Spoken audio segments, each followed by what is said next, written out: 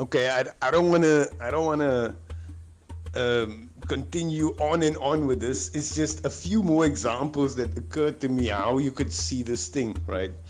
So, so if there's a sickness, let's say it's cancer, and your body is ridden with it, you cannot at that moment think about what's going to happen afterwards. All you are busy with is removing the cancer, getting rid of it.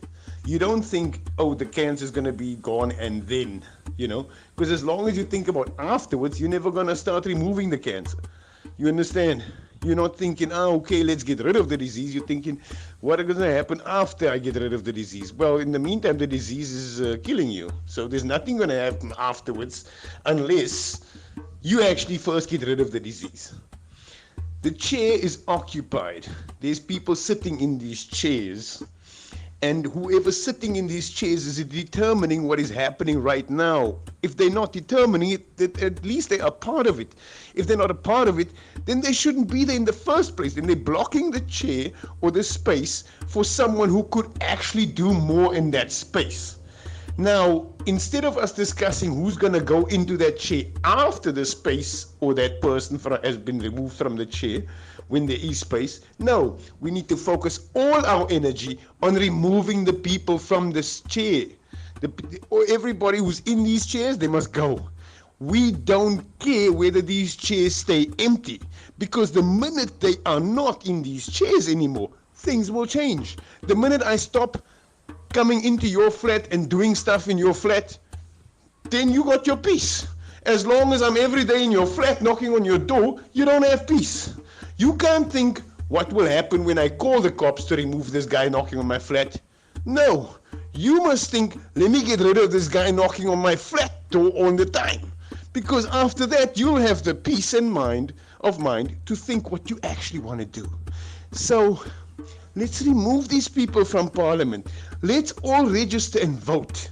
And don't worry about what's gonna happen afterwards. What's gonna happen when the ANC is gone or the DA. We don't care about that.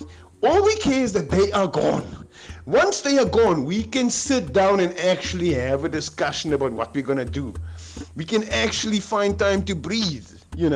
Remember, a lot of countries went without any parliaments for years, 2-3 years. Some countries went without a parliament. You don't need people telling you what to do in order for your country to thrive, or for your community to get better, or for you to stop suffering. You understand? All you need is some peace of mind, some space, some things to survive, my bro. You get? This is what you need. And that is why we need to focus our discussion. This is my suggestion, my topic, always has been for the last how many years now. Let's not argue about who we're going to vote for.